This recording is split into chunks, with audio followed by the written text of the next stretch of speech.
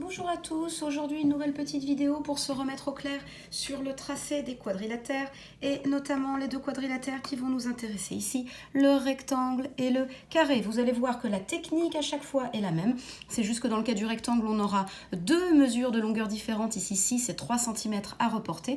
Pour le carré ayant ses quatre côtés de même longueur, on n'aura qu'une seule mesure de longueur à reporter, ici 5 cm. Moi je vais utiliser pour cette démonstration juste des feutres de couleur. Mais vous, je vous demanderai d'utiliser votre crayon à papier. Puisque vous le savez, depuis la rentrée de septembre, j'ai dû vous le répéter environ 3 milliards de fois, la géométrie, ça se fait au crayon à papier et uniquement au crayon à papier. Vous aurez également besoin de votre règle et de votre équerre pour cet exercice. On commence donc avec la règle pour tracer notre première longueur de notre rectangle qui mesure 6 cm.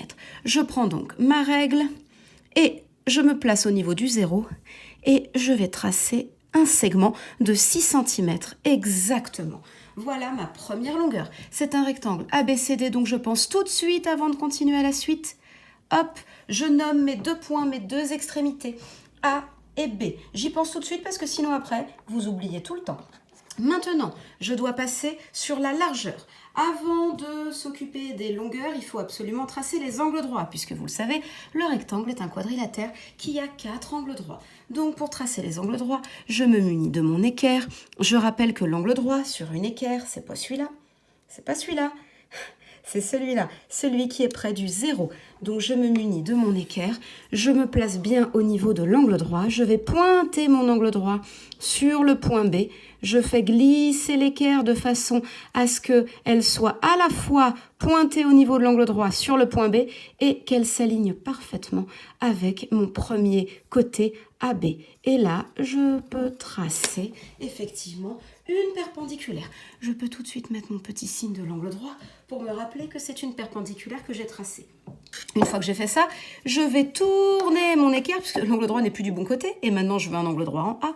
Donc je tourne mon équerre et rebelote, je me replace au niveau du point A, je fais glisser jusqu'à ce que ça s'aligne parfaitement avec le côté AB, et je n'ai plus qu'à tracer ma nouvelle perpendiculaire, que je note ici. Voilà pour la deuxième étape.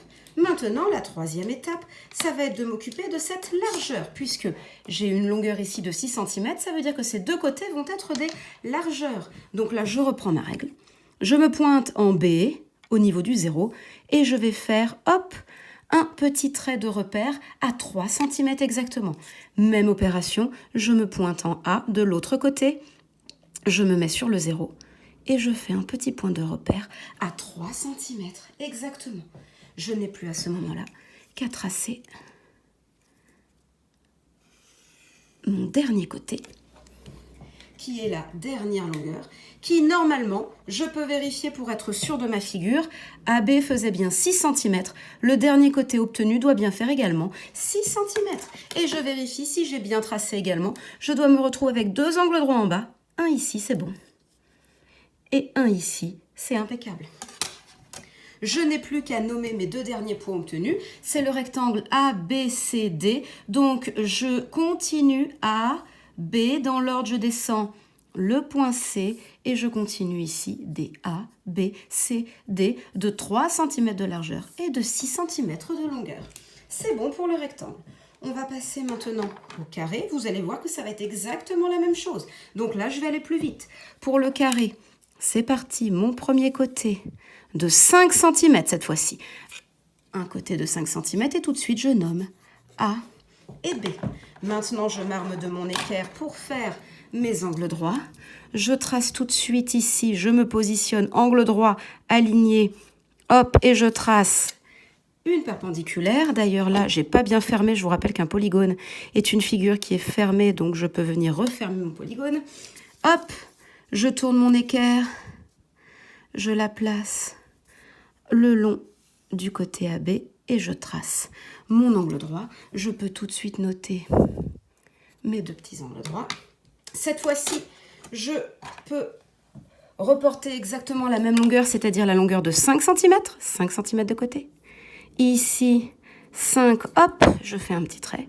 Ici, 5, je fais un petit trait. Je n'ai plus qu'à reporter et normalement, voilà, entre les deux, je me rends bien compte que j'ai bien une longueur de 5 cm. Et donc, maintenant A, B, C, D. Et je peux vérifier.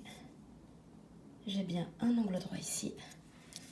Et j'ai bien un angle droit ici. J'ai donc bien tracé un carré de 5 cm de côté.